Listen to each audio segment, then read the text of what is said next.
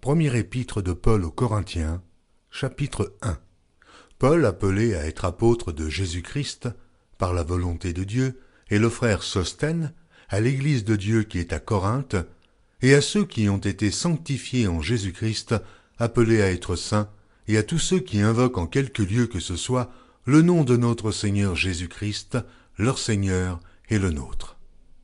Que la grâce et la paix vous soient données de la part de Dieu notre Père et du Seigneur Jésus-Christ. Je rends à mon Dieu de continuelles actions de grâce à votre sujet, pour la grâce de Dieu qui vous a été accordée en Jésus-Christ. Car en lui vous avez été comblés de toutes les richesses qui concernent la parole et la connaissance, le témoignage de Christ ayant été solidement établi parmi vous, de sorte qu'il ne vous manque aucun don, dans l'attente où vous êtes de la manifestation de notre Seigneur Jésus-Christ. Il vous affermira aussi jusqu'à la fin, pour que vous soyez irréprochables au jour de notre Seigneur Jésus-Christ. Dieu est fidèle, lui qui vous a appelés à la communion de son Fils, Jésus-Christ, notre Seigneur. Je vous exhorte, frères, par le nom de notre Seigneur Jésus-Christ, à tenir tous un même langage, et à ne point avoir de division parmi vous, mais à être parfaitement unis dans un même esprit et dans un même sentiment. Car, mes frères, j'ai appris à votre sujet, par les gens de Chloé, qu'il y a des disputes au milieu de vous. Je veux dire que chacun de vous parle ainsi. Moi je suis de Paul, et moi d'Apollos, et moi de Céphas, et moi de Christ. Christ est-il divisé? Paul a-t-il été crucifié pour vous? Ou est-ce au nom de Paul que vous avez été baptisés? Je rends grâce à Dieu de ce que je n'ai baptisé aucun de vous, excepté Crispus et Gaius, afin que personne ne dise que vous avez été baptisés en mon nom. J'ai encore baptisé la famille de Stéphanas. Du reste, je ne sache pas que j'ai baptisé quelque autre personne. Ce n'est pas pour baptiser que Christ m'a envoyé, c'est pour annoncer l'Évangile, et cela sans la sagesse du langage, afin que la croix de Christ ne soit pas rendue vaine. Car la prédication de la croix est une folie pour ceux qui périssent, mais pour nous qui sommes sauvés, elle est une puissance de Dieu. Aussi est-il écrit, je détruirai la sagesse des sages et j'anéantirai l'intelligence des intelligents. Où est le sage? Où est le scribe? Où est le disputeur de ce siècle? Dieu n'a-t-il pas convaincu de folie la sagesse du monde? Car puisque le monde avec sa sagesse n'a point connu Dieu dans la sagesse de Dieu, il a plu à Dieu de sauver les croyants par la folie de la prédication. Les Juifs demandent des miracles, et les Grecs cherchent la sagesse. Nous prêchons Christ crucifié. Scandale pour les Juifs et folie pour les païens, mais puissance de Dieu et sagesse de Dieu pour ceux qui sont appelés tant Juifs que Grecs. Car la folie de Dieu est plus sage que les hommes, et la faiblesse de Dieu est plus forte que les hommes. Considérez, frères, que, parmi vous, qui avez été appelés, il n'y a ni beaucoup de sages, selon la chair, ni beaucoup de puissants, ni beaucoup de nobles. Mais Dieu a choisi les choses folles du monde, pour confondre les sages. Dieu a choisi les choses faibles du monde, pour confondre les fortes. Et Dieu a choisi les choses viles du monde, et celles qu'on méprise, celles qui ne sont point, pour réduire à néant celles qui sont, afin que nulle chair ne se glorifie devant Dieu. Or, c'est par lui que vous êtes en Jésus-Christ, lequel, de par Dieu, a été fait pour nous sagesse, justice et sanctification et rédemption, afin, comme il est écrit, que celui qui se glorifie dans le Seigneur. Premier épître de Paul aux Corinthiens, chapitre 2. Pour moi, frères, lorsque je suis allé chez vous, ce n'est pas avec une supériorité de langage ou de sagesse que je suis allé vous annoncer le témoignage de Dieu. Car je n'ai pas eu la pensée de savoir parmi vous autre chose que Jésus-Christ et Jésus-Christ crucifié. Moi-même, j'étais auprès de vous dans un état de faiblesse, de crainte et de grand tremblement. Et ma parole et ma prédication ne reposaient pas sur les discours persuasifs de la sagesse, mais sur une démonstration d'esprit et de puissance, afin que votre foi fût fondée, non sur la sagesse des hommes, mais sur la puissance de Dieu. Cependant, c'est une sagesse que nous prêchons parmi les parfaits, sagesse qui n'est pas de ce siècle, ni des chefs de ce siècle, qui vont être anéantis. Nous prêchons la sagesse de Dieu, mystérieuse et cachée, que Dieu, avant les siècles, avait destinée pour notre gloire. Sagesse qu'aucun des chefs de ce siècle n'a connue, car, s'ils l'eussent connue, ils n'auraient pas crucifié le Seigneur de gloire. Mais, comme il est écrit, ce sont des choses que l'œil n'a point vues, que l'oreille n'a point entendues, et qui ne sont point montées au cœur de l'homme, des choses que Dieu a préparées pour ceux qui l'aiment. Dieu nous les a révélées par l'Esprit, car l'Esprit sonde tout, même les profondeurs de Dieu. Lequel des hommes, en effet, connaît les choses de l'homme, si ce n'est l'Esprit de l'homme qui est en lui? De même, personne ne connaît les choses de Dieu, si ce n'est l'Esprit de Dieu. Or, nous n'avons pas reçu l'Esprit du monde, mais l'Esprit qui vient de Dieu, afin que nous connaissions les choses que Dieu nous a données par sa grâce. Et nous en parlons non avec des discours qu'enseigne la sagesse humaine, mais avec ceux qu'enseigne l'Esprit, employant un langage spirituel pour les choses spirituelles. Mais l'homme animal ne reçoit pas les choses de l'Esprit de Dieu, car elles sont une folie pour lui. Et il ne peut les connaître parce que c'est spirituellement qu'on en juge. L'homme spirituel, au contraire, juge de tout, et il n'est lui-même jugé par personne. Car qui a connu la pensée du Seigneur pour l'instruire? Or nous avons la pensée de Christ. Première épître de Paul aux Corinthiens, chapitre 3. Pour moi, frères, ce n'est pas comme à des hommes spirituels que j'ai pu vous parler, mais comme à des hommes charnels, comme à des enfants en Christ. Je vous ai donné du lait, non de la nourriture solide, car vous ne pouviez pas la supporter, et vous ne le pouvez pas même à présent, parce que vous êtes encore charnels.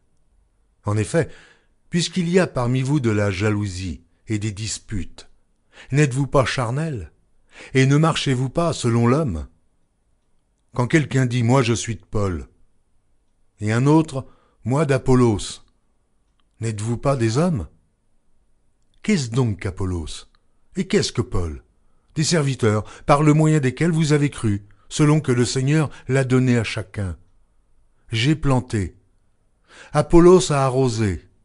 Mais Dieu a fait croître, en sorte que ce n'est pas celui qui plante qui est quelque chose, ni celui qui arrose, mais Dieu qui fait croître. Celui qui plante et celui qui arrose sont égaux, et chacun recevra sa propre récompense, selon son propre travail. Car nous sommes ouvriers avec Dieu. Vous êtes le champ de Dieu et l'édifice de Dieu. Selon la grâce de Dieu qui m'a été donnée, j'ai posé le fondement comme un sage architecte, et un autre bâtit dessus. Mais que chacun prenne garde à la manière dont il bâtit dessus. Car personne ne peut poser un autre fondement que celui qui a été posé, savoir Jésus-Christ. Or, si quelqu'un bâtit sur ce fondement avec de l'or, de l'argent, des pierres précieuses, du bois, du foin, du chaume, l'œuvre de chacun sera manifestée, car le jour la fera connaître, parce qu'elle se révélera dans le feu, et le feu éprouvera ce qu'est l'œuvre de chacun. Si l'œuvre bâtie par quelqu'un sur le fondement subsiste, il recevra une récompense. Si l'œuvre de quelqu'un est consumée, il perdra sa récompense. Pour lui, il sera sauvé, mais comme au travers du feu. Ne savez-vous pas que vous êtes le temple de Dieu, et que l'Esprit de Dieu habite en vous? Si quelqu'un détruit le temple de Dieu, Dieu le détruira, car le temple de Dieu est saint, et c'est ce que vous êtes. que nul ne s'abuse lui-même. Si quelqu'un parmi vous pense être sage selon ce siècle, qu'il devienne fou, afin de devenir sage. Car la sagesse de ce monde est une folie devant Dieu. Aussi est-il écrit, « Il prend les sages dans leur ruse. » Et encore, « Le Seigneur connaît les pensées des sages. Il sait qu'elles sont vaines. » Que personne donc ne mette sa gloire dans des hommes, car tout est à vous. Soit Paul, soit Apollos, soit Céphas, soit le monde, soit la vie, soit la mort, soit les choses présentes, soit les choses à venir. Tout est à vous, et vous êtes à Christ, et Christ est à Dieu. Première épître de Paul aux Corinthiens, chapitre 4. Ainsi qu'on nous regarde comme des serviteurs de Christ et des dispensateurs des mystères de Dieu. Du reste, ce qu'on demande des dispensateurs, c'est que chacun soit trouvé fidèle. Pour moi, il m'importe peu d'être jugé par vous ou par un tribunal humain. Je ne me juge pas non plus moi-même, car je ne me sens coupable de rien. Mais ce n'est pas pour cela que je suis justifié. Celui qui me juge, c'est le Seigneur. C'est pourquoi ne jugez de rien avant le temps, jusqu'à ce que vienne le Seigneur, qui mettra en lumière ce qui est caché dans les ténèbres, et qui manifestera les desseins des cœurs. Alors, chacun recevra de Dieu la louange qui lui sera due. C'est à cause de vous, frères, que j'ai fait de ces choses une application à ma personne et à celle d'Apollos, afin que vous appreniez, en nos personnes, à ne pas aller au-delà de ce qui est écrit, et que nul de vous ne conçoive de l'orgueil en faveur de l'un contre l'autre. Car qui est-ce qui te distingue? Qu'as-tu que tu n'aies reçu? Et si tu l'as reçu, pourquoi te glorifies-tu comme si tu ne l'avais pas reçu? Déjà, vous êtes rassasiés. Déjà, vous êtes riches. Sans nous, vous avez commencé à régner. Et puissiez-vous régner, en effet, afin que nous aussi, nous régnions avec vous. Car Dieu, ce me semble, a fait de nous, apôtres, les derniers des hommes, des condamnés à mort en quelque sorte, puisque nous avons été en spectacle au monde, aux anges et aux hommes. Nous sommes fous à cause de Christ, mais vous êtes sages en Christ. Nous sommes faibles, mais vous êtes forts. Vous êtes honorés, et nous sommes méprisés. Jusqu'à cette heure, nous souffrons la faim, la soif, la nudité. Nous sommes maltraités, errants, ça et là. Nous nous fatiguons à travailler de nos propres mains. Injuriés, nous bénissons. Persécutés, nous supportons. Calomniés, nous parlons avec bonté. Nous sommes devenus les balayures du monde, le rebut de tous, jusqu'à maintenant. Ce n'est pas pour vous faire honte que j'écris ces choses, mais je vous avertis, comme mes enfants bien-aimés. Car quand vous auriez 10 000 maîtres en Christ, vous n'avez cependant pas plusieurs pères, puisque c'est moi qui vous ai engendré en Jésus-Christ par l'Évangile. Je vous en conjure donc, soyez mes imitateurs. Pour cela, je vous ai envoyé Timothée, qui est mon enfant bien-aimé et fidèle dans le Seigneur. Il vous rappellera quelles sont mes voies en Christ, quelle est la manière dont j'enseigne partout, dans toutes les églises. Quelques-uns se sont enflés d'orgueil, comme si je ne devais pas aller chez vous. Mais j'irai bientôt chez vous, si c'est la volonté du Seigneur, et je connaîtrai, non les paroles, mais la puissance de ceux qui se sont enflés. Car le royaume de Dieu ne consiste pas en paroles, mais en puissance. Que voulez-vous? Que j'aille chez vous avec une verge, ou avec amour et dans un esprit de douceur? Première épître de Paul aux Corinthiens, chapitre 5. On entend dire généralement qu'il y a parmi vous de l'impudicité, et une impudicité telle qu'elle ne se rencontre pas même chez les païens. C'est au point que l'un de vous a la femme de son père, et vous êtes enflé d'orgueil, et vous n'avez pas été plus tôt dans l'affliction, afin que celui qui a commis cet acte fut ôté du milieu de vous. Pour moi, absent de corps mais présent d'esprit, j'ai déjà jugé, comme si j'étais présent, celui qui a commis un tel acte. Au nom du Seigneur Jésus, vous et mon esprit étant assemblés, avec la puissance de notre Seigneur Jésus, qu'un tel homme soit livré à Satan, pour la destruction de la chair, afin que l'esprit soit sauvé au jour du Seigneur Jésus. C'est bien à tort que vous vous glorifiez. Ne savez-vous pas qu'un peu de levain fait lever toute la pâte? Faites disparaître le vieux levain, afin que vous soyez une pâte nouvelle, puisque vous êtes sans levain, car Christ, notre Pâque, a été immolé. Célébrons donc la fête, non avec du vieux levain, non avec un levain de malice et de méchanceté, mais avec les pains sans levain de la pureté et de la vérité. Je vous ai écrit dans ma lettre de ne pas avoir des relations avec les impudiques, non pas d'une manière absolue avec les impudiques de ce monde, ou avec les cupides et les ravisseurs, ou avec les idolâtres. Autrement, il vous faudrait sortir du monde. Maintenant, ce que je vous ai écrit, c'est de ne pas avoir des relations avec quelqu'un qui, se nommant frère, est impudique, ou cupide, ou idolâtre, ou outrageux, ou ivrogne, ou ravisseur, de ne pas même manger avec un tel homme. Qu'ai-je en effet à juger ceux du dehors? N'est-ce pas ceux du dedans que vous avez à juger? Pour ceux du dehors, Dieu les juge. Ôtez le méchant du milieu de vous. Première épître de Paul aux Corinthiens, chapitre 6. Quelqu'un de vous, lorsqu'il a un différend avec un autre, ose-t-il plaider devant les injustes et non devant les saints? Ne savez-vous pas que les saints jugeront le monde? Et si c'est par vous que le monde est jugé, vous êtes indignes de rendre les moindres jugements. Ne savez-vous pas que nous jugerons les anges? Et nous ne jugerions pas à plus forte raison les choses de cette vie?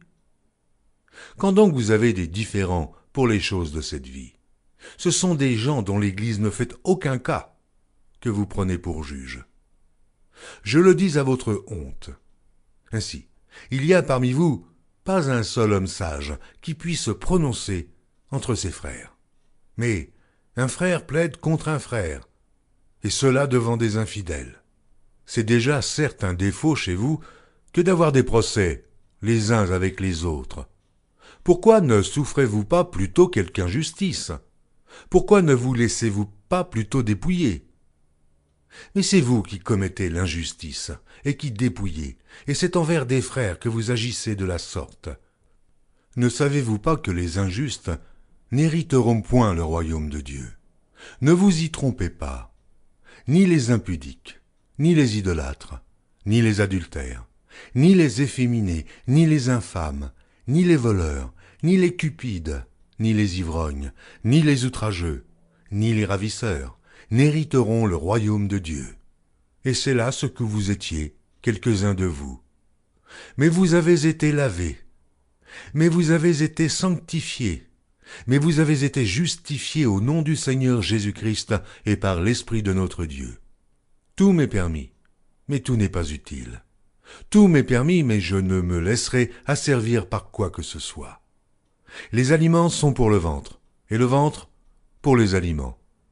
Et Dieu détruira l'un comme les autres. Mais le corps n'est pas pour l'impudicité, il est pour le Seigneur, et le Seigneur pour le corps. Et Dieu qui a ressuscité le Seigneur nous ressuscitera aussi par sa puissance. Ne savez-vous pas que vos corps sont des membres de Christ? Prendrais-je donc les membres de Christ pour en faire les membres d'une prostituée? Loin de là. Ne savez-vous pas que celui qui s'attache à la prostituée est un seul corps avec elle, car il est dit, les deux deviendront une seule chair. Mais celui qui s'attache au Seigneur est avec lui un seul esprit. Fuyez l'impudicité. Quelque autre péché qu'un homme commette, ce péché est hors du corps. Mais celui qui se livre à l'impudicité pêche contre son propre corps.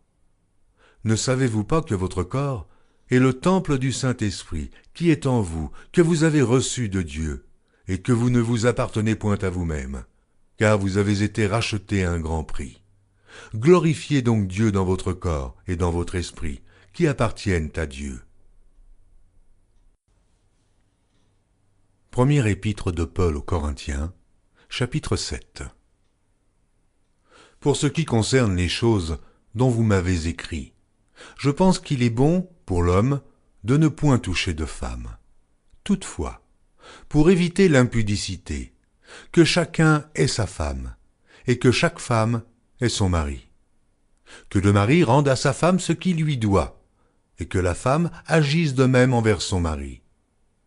La femme n'a pas autorité sur son propre corps, mais c'est le mari. Et pareillement, le mari n'a pas autorité sur son propre corps, mais c'est la femme. Ne vous privez point l'un de l'autre, si ce n'est d'un commun accord, pour un temps, afin de vaquer à la prière, puis retournez ensemble, de peur que Satan ne vous tente par votre incontinence. Je dis cela par condescendance. Je n'en fais pas un ordre. Je voudrais que tous les hommes fussent comme moi. Mais chacun tient de Dieu un don particulier, l'un d'une manière, l'autre d'une autre. À ceux qui ne sont pas mariés et aux veuves, je dis qu'il aurait bon de rester comme moi. Mais s'il manque de continence, qu'il se marie, car il vaut mieux se marier que de brûler. À ceux qui sont mariés, j'ordonne, non pas moi, mais le Seigneur, que la femme ne se sépare point de son mari. Si elle est séparée, qu'elle demeure sans se marier, ou qu'elle se réconcilie avec son mari, et que le mari ne répudie point sa femme. Aux autres, ce n'est pas le Seigneur, c'est moi qui dis. Si un frère a une femme non croyante, et qu'elle consente à habiter avec lui, qu'il ne la répudie point. Et si une femme a un mari non croyant, et qu'il consente à habiter avec elle, qu'elle ne répudie point son mari. Car le mari non croyant est sanctifié par la femme, et la femme non croyante est sanctifiée par le frère. Autrement, vos enfants seraient impurs, tandis que maintenant ils sont saints. Si le non-croyant se sépare, qu'il se sépare. Le frère ou la sœur ne sont pas liés dans ces cas-là. Dieu nous a appelés à vivre en paix. Car, que sais-tu, femme, si tu sauveras ton mari? Ou, que sais-tu, mari, si tu sauveras ta femme? Seulement, que chacun marche selon la part que le Seigneur lui a faite, selon l'appel qu'il a reçu de Dieu. C'est ainsi que je l'ordonne dans toutes les églises. Quelqu'un a-t-il été appelé étant circoncis, qu'il demeure circoncis. Quelqu'un a-t-il été appelé étant incirconcis, qu'il ne se fasse pas circoncire. La circoncision n'est rien, l'incirconcision n'est rien, mais l'observation des commandements de Dieu est tout. Que chacun demeure dans l'état où il était lorsqu'il a été appelé. As-tu été appelé étant esclave? Ne t'en inquiète pas. Mais si tu peux devenir libre, profites-en plutôt. Car l'esclave, qui a été appelé dans le Seigneur, est un affranchi du Seigneur. De même, l'homme libre, qui a été appelé, est un esclave de Christ. Vous avez été rachetés à un grand prix. Ne devenez pas esclaves des hommes. Que chacun, frère, demeure devant Dieu, dans l'état où il était lorsqu'il a été appelé. Pour ce qui est des vierges, je n'ai point d'ordre du Seigneur, mais je donne un avis, comme ayant reçu du Seigneur miséricorde pour être fidèle. Voici donc ce que j'estime bon. À cause des temps difficiles qui s'approchent, il est bon à un homme d'être ainsi. Es-tu lié à une femme? Ne cherche pas à rompre ce lien. N'es-tu pas lié à une femme? Ne cherche pas une femme. Si tu t'es marié, tu n'as point péché. Et si la Vierge s'est mariée, elle n'a point péché. Mais ces personnes auront des tribulations dans la chair, et je voudrais vous les épargner. Voici ce que je dis, frères. C'est que le temps est court, que désormais ceux qui ont des femmes soient comme n'en ayant pas, ceux qui pleurent comme ne pleurant pas, ceux qui se réjouissent comme ne se réjouissant pas, ceux qui achètent comme ne possédant pas, et ceux qui usent du monde comme n'en usant pas, car la figure de ce monde passe. Or je voudrais que vous fussiez sans inquiétude.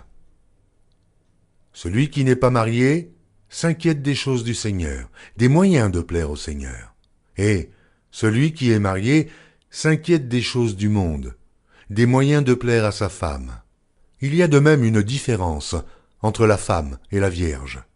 Celle qui n'est pas mariée s'inquiète des choses du Seigneur, afin d'être sainte de corps et d'esprit, et celle qui est mariée s'inquiète des choses du monde, des moyens de plaire à son mari. Je dis cela dans votre intérêt.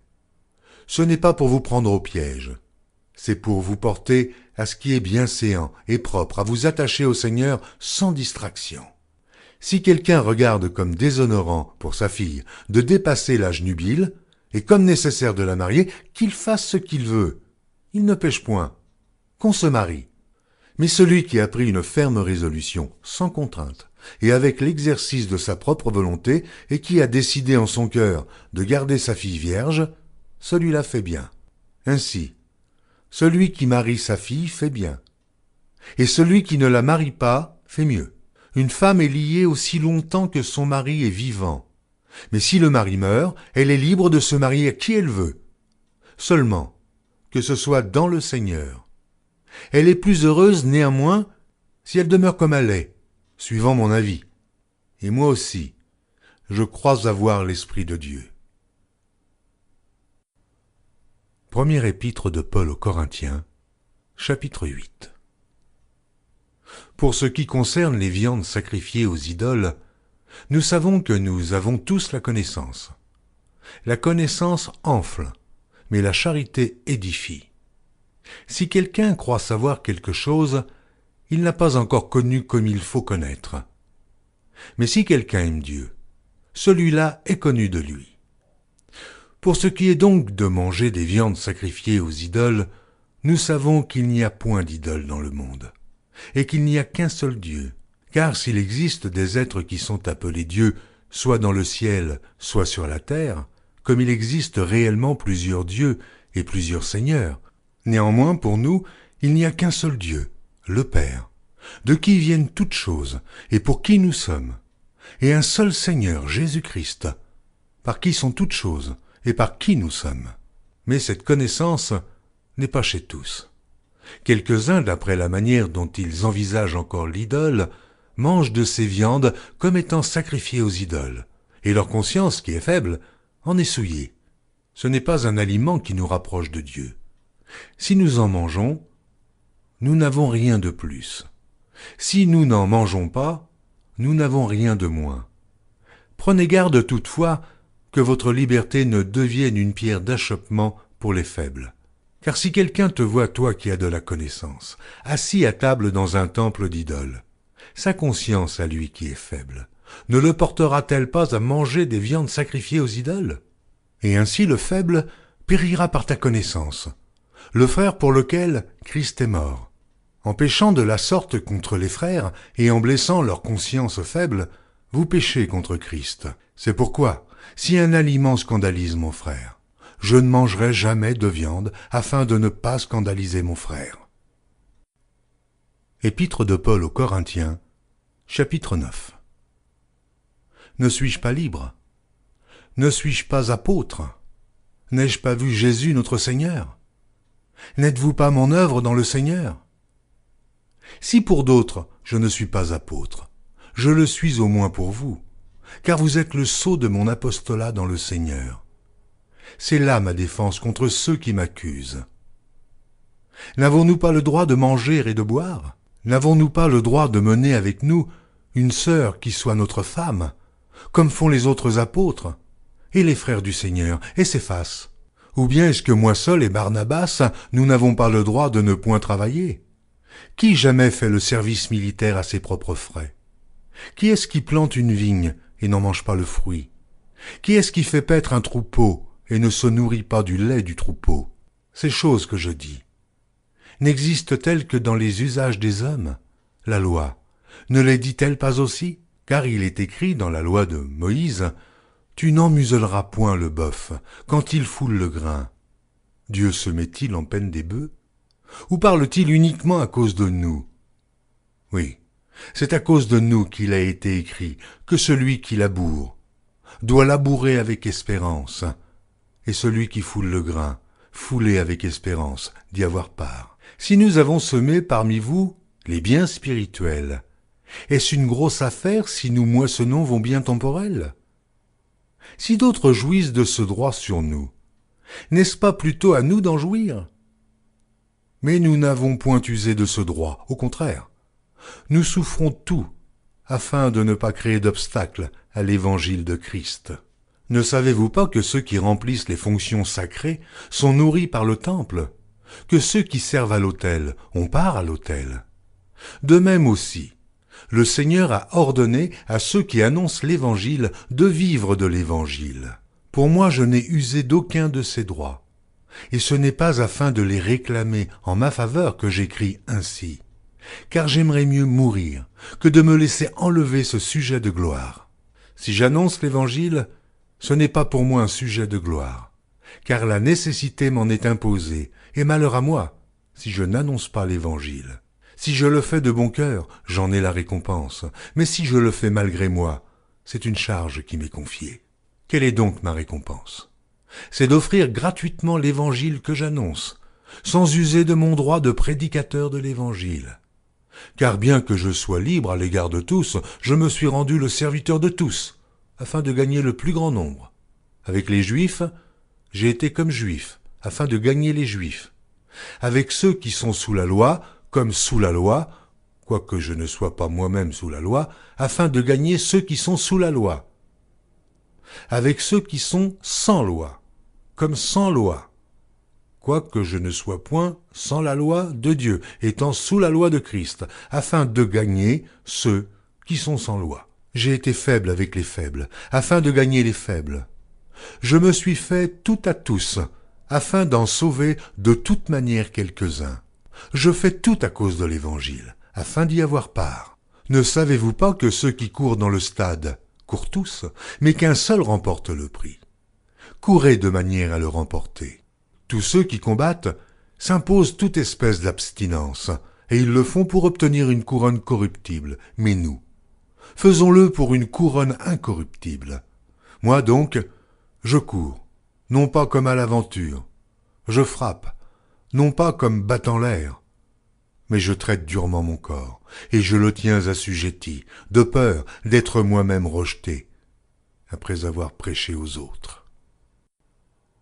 Première épître de Paul aux Corinthiens, chapitre 10.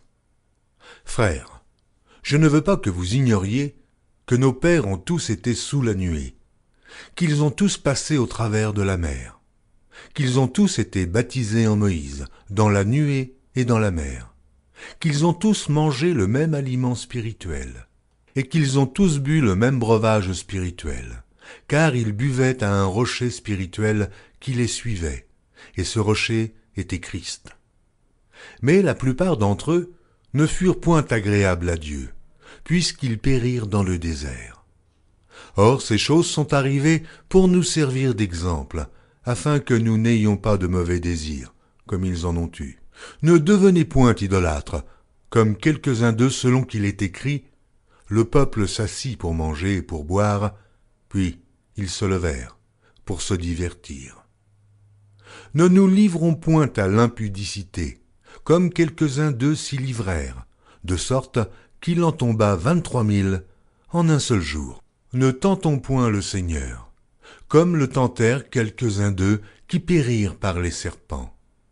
Ne murmurez point comme murmurèrent quelques-uns d'eux, qui périrent par l'exterminateur. Ces choses leur sont arrivées pour servir d'exemple, et elles ont été écrites pour notre instruction, à nous qui sommes parvenus à la fin des siècles. Ainsi donc, que celui qui croit être debout prenne garde de tomber. Aucune tentation ne vous est survenue qui n'ait été humaine, et Dieu, qui est fidèle, ne permettra pas que vous soyez tentés au-delà de vos forces. Mais avec la tentation, il préparera aussi le moyen d'en sortir, afin que vous puissiez la supporter. C'est pourquoi, mes bien-aimés, fuyez l'idolâtrie. Je parle comme un des hommes intelligents.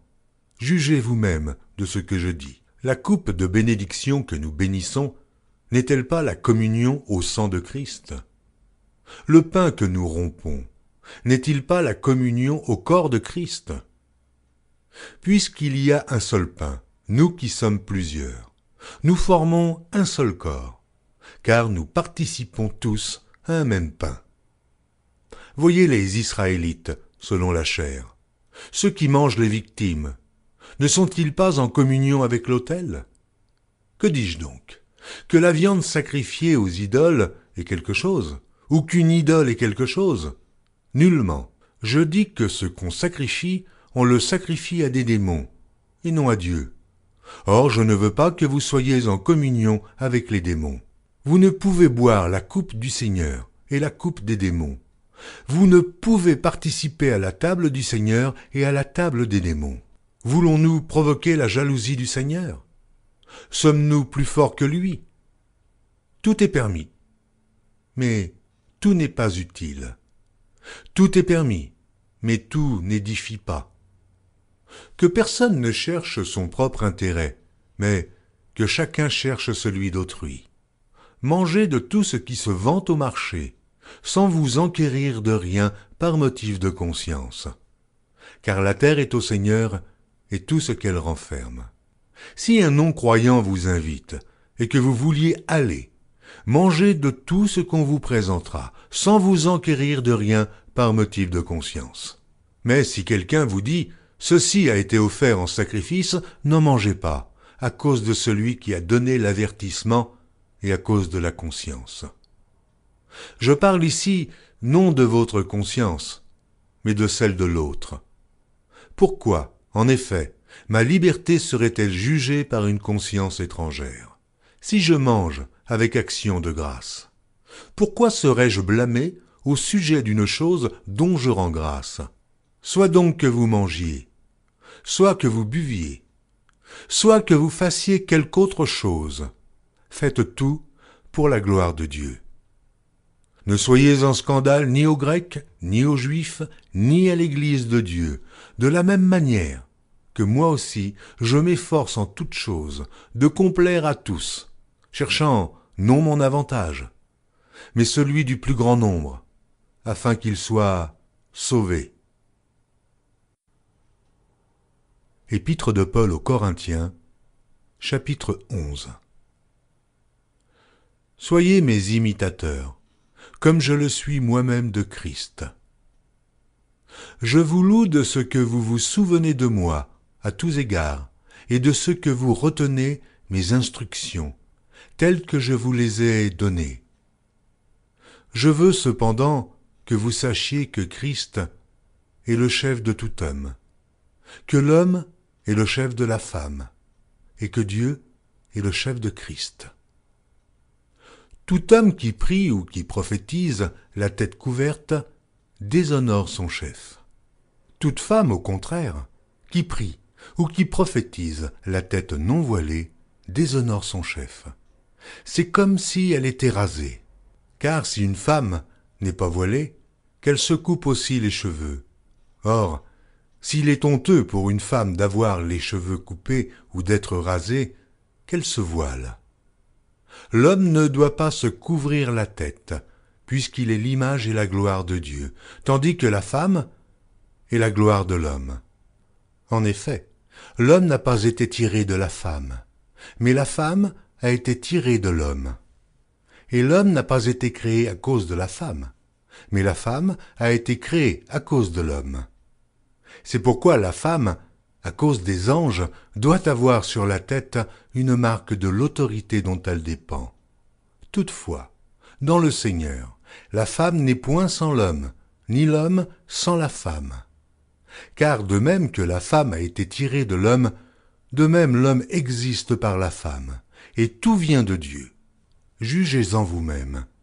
Est-il convenable qu'une femme prie Dieu sans être voilée? La nature elle-même ne vous enseigne-t-elle pas que c'est une honte pour l'homme de porter de longs cheveux, mais que c'est une gloire pour la femme d'en porter, parce que la chevelure lui a été donnée comme voile? Si quelqu'un se plaît à contester, nous n'avons pas cette habitude, non plus que les églises de Dieu. En donnant cet avertissement, ce que je ne loue point, c'est que vous vous assemblez non pour devenir meilleur, mais pour devenir pire. Et d'abord j'apprends que lorsque vous vous réunissez en assemblée, il y a parmi vous des divisions, et je le crois en partie. Car il faut qu'il y ait des sectes parmi vous, afin que ceux qui sont approuvés soient reconnus comme tels au milieu de vous. Lors donc que vous vous réunissez, ce n'est pas pour manger le repas du Seigneur, car quand on se met à table, chacun commence par prendre son propre repas, et l'un a faim, tandis que l'autre est ivre. N'avez-vous pas des maisons pour y manger et boire? Ou méprisez-vous l'Église de Dieu, et faites-vous honte à ceux qui n'ont rien? Que vous dirai-je? Vous louerai-je? En cela je ne vous loue point, car j'ai reçu du Seigneur ce que je vous ai enseigné. C'est que le Seigneur Jésus, dans la nuit où il fut livré, prit du pain, et, après avoir rendu grâce, le rompit et dit, « Ceci est mon corps, qui est rompu pour vous. Faites ceci en mémoire de moi. » De même, après avoir soupé, il prit la coupe et dit, « Cette coupe est la nouvelle alliance en mon sang. Faites ceci en mémoire de moi toutes les fois que vous en boirez. Car toutes les fois que vous mangez ce pain et que vous buvez cette coupe, vous annoncez la mort du Seigneur jusqu'à ce qu'il vienne. C'est pourquoi celui qui mangera le pain ou boira la coupe du Seigneur indignement sera coupable envers le corps et le sang du Seigneur. Que chacun donc s'éprouve soi-même, et qu'ainsi il mange du pain et boive de la coupe. Car celui qui mange et boit sans discerner le corps du Seigneur mange et boit un jugement contre lui-même. C'est pour cela qu'il y a parmi vous beaucoup d'infirmes et de malades, et qu'un grand nombre sont morts. Si nous nous jugions nous-mêmes, nous ne serions pas jugés. Mais quand nous sommes jugés, nous sommes châtiés par le Seigneur, afin que nous ne soyons pas condamnés avec le monde. Ainsi, mes frères, lorsque vous vous réunissez pour le repas, attendez-vous les uns les autres. Si quelqu'un a faim, qu'il mange chez lui, afin que vous ne vous réunissiez pas pour attirer un jugement sur vous. Je réglerai les autres choses quand je serai arrivé. Première épître de Paul aux Corinthiens, chapitre 12. Pour ce qui concerne les dons spirituels, je ne veux pas, frères, que vous soyez dans l'ignorance. Vous savez que lorsque vous étiez païens, vous vous laissiez entraîner vers les idoles muettes, selon que vous étiez conduits. C'est pourquoi je vous déclare que nul, s'il parle par l'Esprit de Dieu, ne dit « Jésus est anathème », et que nul ne peut dire « Jésus est le Seigneur » si ce n'est par le Saint-Esprit. Il y a diversité de dons, mais le même Esprit. Diversité de ministères, mais le même Seigneur. Diversité d'opérations, mais le même Dieu qui opère tout en tous. Or, à chacun la manifestation de l'Esprit est donnée pour l'utilité commune. En effet, à l'un est donné par l'Esprit une parole de sagesse, à un autre une parole de connaissance, selon le même Esprit. À un autre la foi, par le même Esprit. À un autre le don des guérisons, par le même Esprit. À un autre le don d'opérer des miracles. À un autre la prophétie. À un autre le discernement des esprits. À un autre la diversité des langues. À un autre l'interprétation des langues. Un seul et même Esprit opère toutes ces choses, les distribuant à chacun en particulier, comme il veut. Car, comme le corps est un et a plusieurs membres, et comme tous les membres du corps, malgré leur nombre, ne forment qu'un seul corps, ainsi en est-il de Christ. Nous avons tous, en effet, été baptisés par un seul esprit, pour former un seul corps, soit juif, soit grec, soit esclave, soit libre, et nous avons tous été abreuvés d'un seul esprit. Ainsi le corps n'est pas un seul membre, mais il est formé de plusieurs membres. Si le pied disait « Parce que je ne suis pas une main, je ne suis pas du corps », ne serait-il pas du corps pour cela? Et si l'oreille disait « Parce que je ne suis pas un œil, je ne suis pas du corps », ne serait-elle pas du corps pour cela? Si tout le corps était œil, où serait l'ouïe? S'il était tout ouïe, où serait l'odorat? Maintenant Dieu a placé chacun des membres dans le corps comme il l'a voulu. Si tous étaient un seul membre, où serait le corps? Maintenant donc, il y a plusieurs membres, et un seul corps. L'œil ne peut pas dire à la main « je n'ai pas besoin de toi », ni la tête dire aux pieds « je n'ai pas besoin de vous ». Mais bien plutôt, les membres du corps, qui paraissent être les plus faibles, sont nécessaires. Et ceux que nous estimons être les moins honorables du corps, nous les entourons d'un plus grand honneur. Ainsi, nos membres les moins honnêtes reçoivent le plus d'honneur, tandis que ceux qui sont honnêtes n'en ont pas besoin. Dieu a disposé le corps de manière à donner plus d'honneur à ce qui en manquait, afin qu'il n'y ait pas de division dans le corps, mais que les membres aient également soin les uns des autres. Et si un membre souffre, tous les membres souffrent avec lui. Si un membre est honoré, tous les membres se réjouissent avec lui. Vous êtes le corps de Christ, et vous êtes ses membres, chacun pour sa part. Et Dieu a établi dans l'Église, premièrement des apôtres, secondement des prophètes, troisièmement des docteurs, ensuite ceux qui ont le don des miracles, puis ceux qui ont le don de guérir, de secourir, de gouverner, de parler diverses langues. Tous sont-ils apôtres? Tous sont-ils prophètes? Tous sont-ils docteurs? Tous ont-ils le don des miracles? Tous ont-ils le don des guérisons? Tous parlent-ils en langue? Tous interprètent-ils? Aspirez aux dons les meilleurs.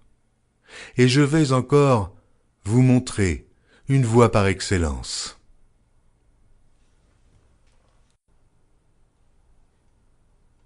Épître de Paul aux Corinthiens, chapitre 13. Quand je parlerai les langues des hommes et des anges, si je n'ai pas la charité, je suis un airain qui résonne, ou une cymbale qui retentit. Et quand j'aurai le don de prophétie, la science de tous les mystères et toute la connaissance, quand j'aurai même toute la foi jusqu'à transporter des montagnes, si je n'ai pas la charité, je ne suis rien. Et quand je distribuerai tous mes biens pour la nourriture des pauvres, quand je livrerai même mon corps pour être brûlé, si je n'ai pas la charité, cela ne me sert de rien. La charité est patiente, elle est pleine de bonté.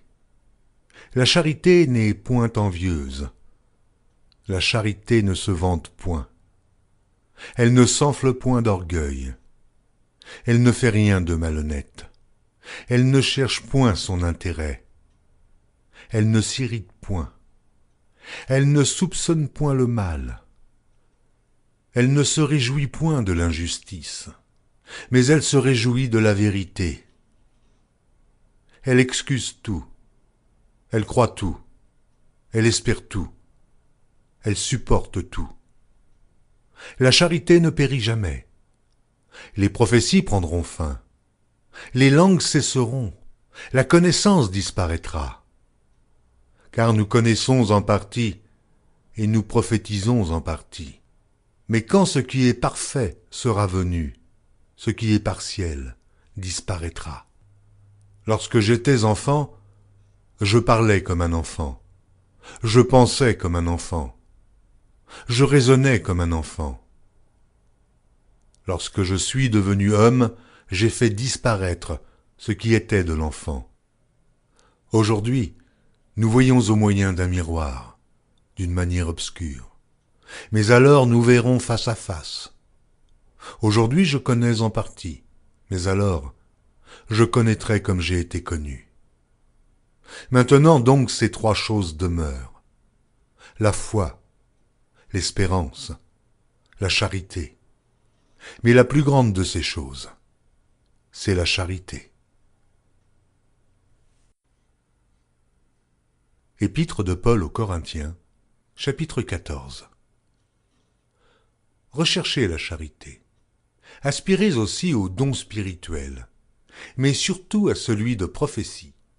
En effet, celui qui parle en langue ne parle pas aux hommes, mais à Dieu, car personne ne le comprend, et c'est en esprit qu'il dit des mystères. Celui qui prophétise, au contraire, parle aux hommes, et les édifie, les exhorte, les console. Celui qui parle en langue s'édifie lui-même.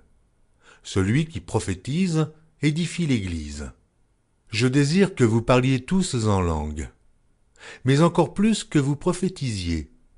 Celui qui prophétise est plus grand que celui qui parle en langue, à moins que ce dernier n'interprète pour que l'Église en reçoive de l'édification.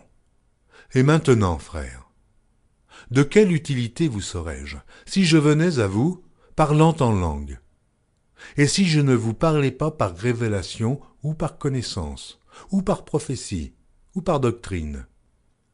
Si les objets inanimés, qui rendent un son comme une flûte ou une harpe, ne rendent pas des sons distincts, comment reconnaîtra-t-on ce qui est joué sur la flûte ou sur la harpe?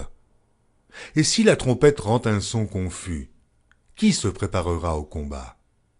De même vous, si par la langue, vous ne donnez pas une parole distincte, comment saura-t-on ce que vous dites? Car vous parlerez en l'air. Quelque nombreuses que puissent être dans le monde les diverses langues, il n'en est aucune qui ne soit une langue intelligible. Si donc je ne connais pas le sens de la langue, je serai un barbare pour celui qui parle, et celui qui parle sera un barbare pour moi. De même vous, puisque vous aspirez aux dons spirituels, que ce soit pour l'édification de l'Église, que vous cherchiez à en posséder abondamment. C'est pourquoi que celui qui parle en langue prie pour avoir le don d'interpréter. Car si je prie en langue, mon esprit est en prière, mais mon intelligence demeure stérile. Que faire donc? Je prierai par l'esprit, mais je prierai aussi avec l'intelligence. Je chanterai par l'esprit, mais je chanterai aussi avec l'intelligence. Autrement, si tu rends grâce par l'esprit, comment celui qui est dans les rangs de l'homme du peuple répondra-t-il amen à ton action de grâce, puisqu'il ne sait pas ce que tu dis? Tu rends, il est vrai, d'excellentes actions de grâce, mais l'autre n'est pas édifié. Je rends grâce à Dieu de ce que je parle en langue plus que vous tous.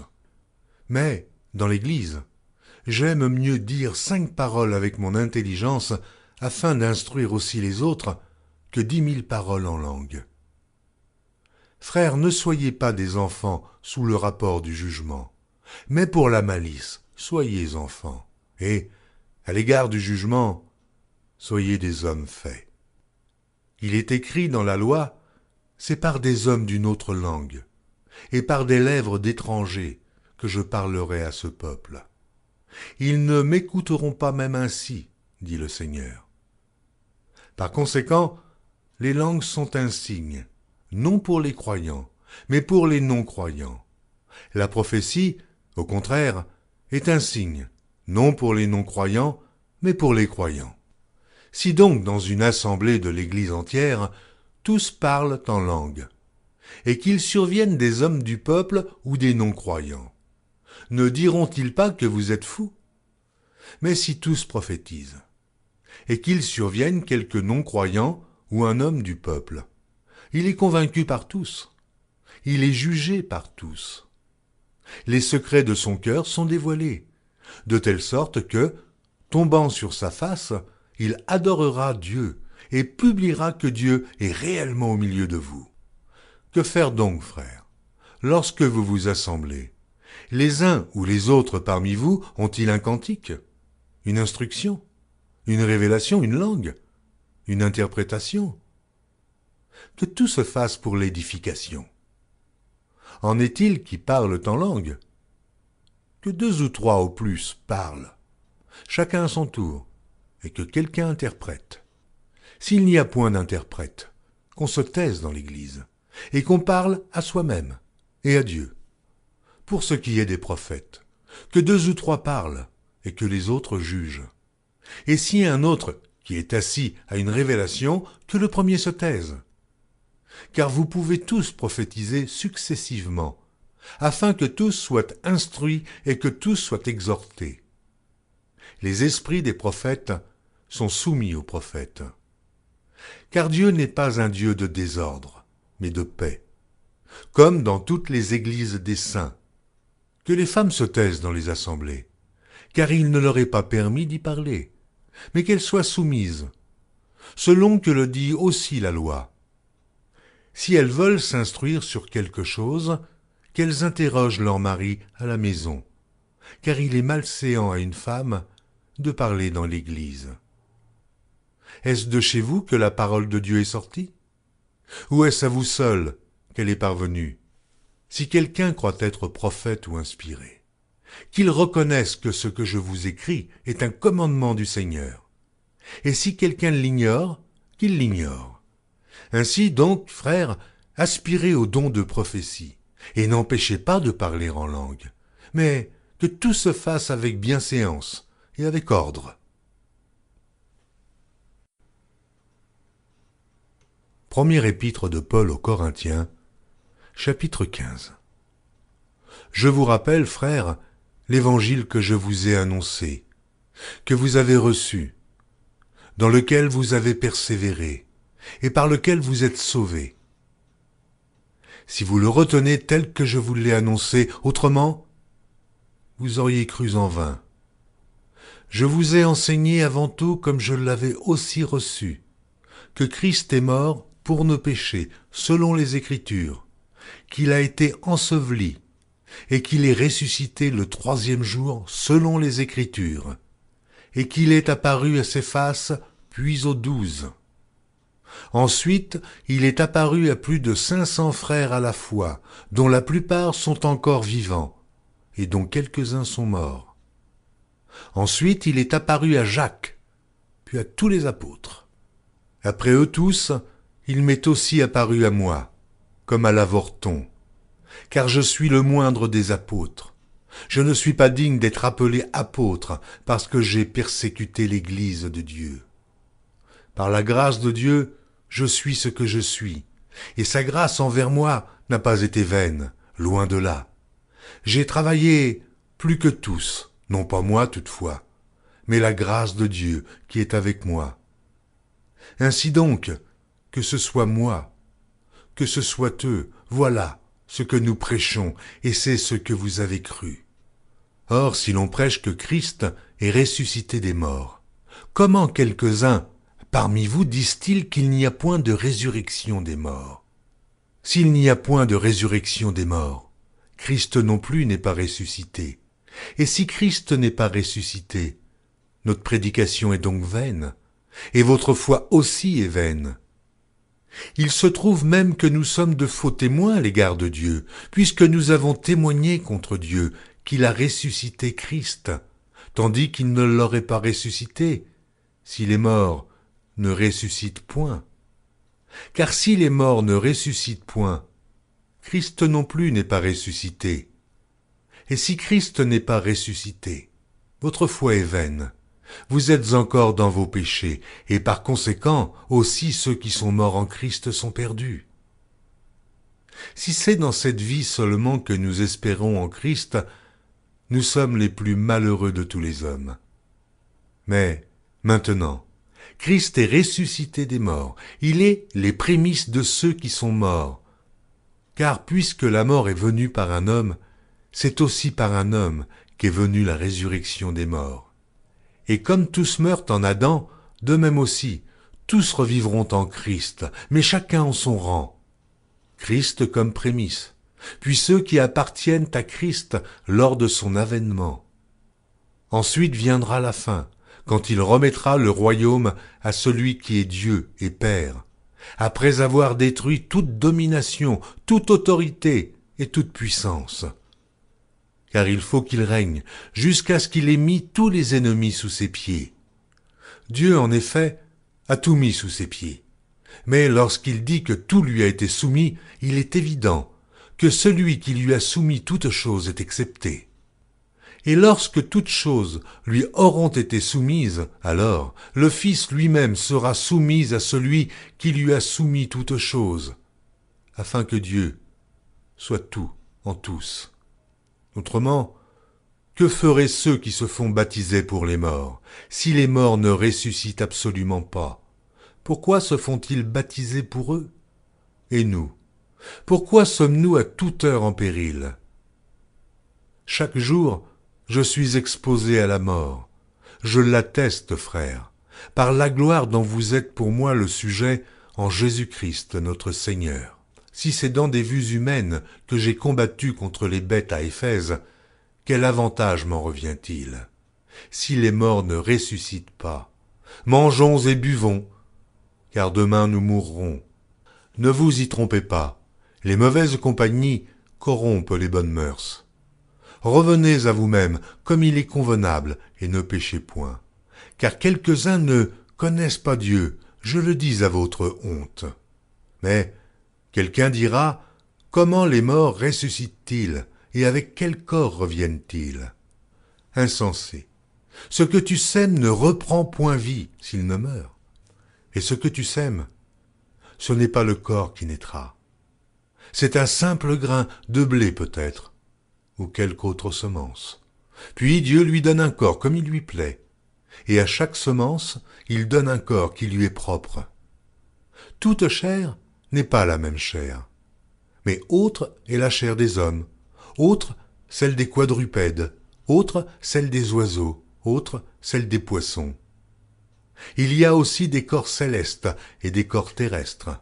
Autre est l'éclat du soleil, autre l'éclat de la lune, et autre l'éclat des étoiles. Même une étoile diffère en l'éclat d'une autre étoile. Ainsi en est-il de la résurrection des morts. Le corps est semé corruptible, il ressuscite incorruptible. Il est semé méprisable, il ressuscite glorieux. Il est semé infirme, il ressuscite plein de force. Il est semé corps animal, il ressuscite corps spirituel. S'il y a un corps animal, il y a aussi un corps spirituel. C'est pourquoi il est écrit, le premier homme, Adam, devint une âme vivante. Le dernier Adam est devenu un esprit vivifiant. Mais ce qui est spirituel n'est pas le premier, c'est ce qui est animal. Ce qui est spirituel vient ensuite. Le premier homme tiré de la terre est terrestre, le second homme est du ciel. Tel est le terrestre, tels sont aussi les terrestres. Et tel est le céleste, tels sont aussi les célestes. Et de même que nous avons porté l'image du terrestre, nous porterons aussi l'image du céleste. Ce que je dis, frère, c'est que la chair et le sang ne peuvent hériter le royaume de Dieu, et que la corruption n'hérite pas l'incorruptibilité. Voici, je vous dis un mystère. Nous ne mourrons pas tous, mais tous nous serons changés, en un instant, en un clin d'œil, à la dernière trompette. La trompette sonnera, et les morts ressusciteront incorruptibles, et nous serons changés. Car il faut que ce corps corruptible revête l'incorruptibilité, et que ce corps mortel revête l'immortalité. Lorsque ce corps corruptible aura revêtu l'incorruptibilité, et que ce corps mortel aura revêtu l'immortalité, alors s'accomplira la parole qui est écrite, « La mort a été engloutie dans la victoire. » Ô mort, où est ta victoire? Ô mort, où est ton aiguillon? L'aiguillon de la mort, c'est le péché, et la puissance du péché, c'est la loi. Mais grâce soit rendue à Dieu, qui nous donne la victoire par notre Seigneur Jésus-Christ. Ainsi, mes frères bien-aimés, soyez fermes, inébranlables, travaillant de mieux en mieux à l'œuvre du Seigneur, sachant que votre travail ne sera pas vain dans le Seigneur. Première épître de Paul aux Corinthiens, chapitre 16. Pour ce qui concerne la collecte en faveur des saints, agissez vous aussi comme je l'ai ordonné aux églises de la Galatie. Que chacun de vous, le premier jour de la semaine, mette à part chez lui ce qu'il pourra, selon sa prospérité, afin qu'on n'attende pas mon arrivée pour recueillir les dons. Et quand je serai venu, j'enverrai avec des lettres pour porter vos libéralités à Jérusalem, les personnes que vous aurez approuvées. Si la chose mérite que j'y aille moi-même, elles feront le voyage avec moi.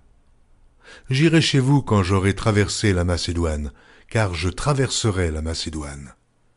Peut-être séjournerai-je auprès de vous, ou même y passerai-je l'hiver, afin que vous m'accompagniez là où je me rendrai. Je ne veux pas, cette fois, vous voir en passant, mais j'espère demeurer quelque temps auprès de vous, si le Seigneur le permet. Je resterai néanmoins à Éphèse jusqu'à la Pentecôte, car une porte grande et d'un accès efficace m'est ouverte, et les adversaires sont nombreux.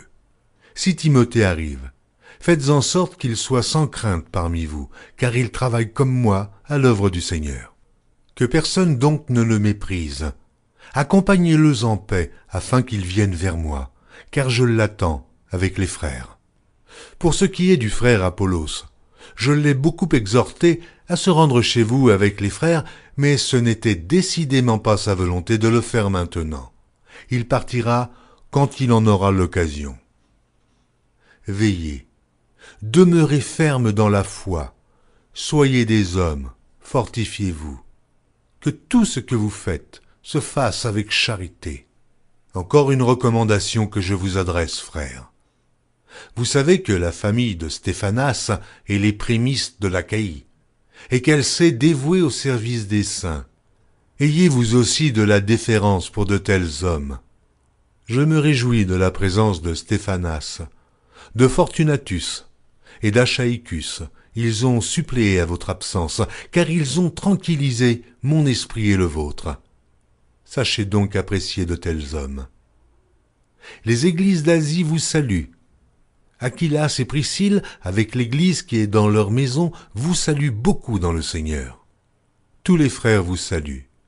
Saluez-vous les uns les autres par un saint baiser. Je vous salue, moi, Paul, de ma propre main. Si quelqu'un n'aime pas le Seigneur, qu'il soit anathème. Maranatha. Que la grâce du Seigneur Jésus soit avec vous. Mon amour est avec vous tous en Jésus-Christ.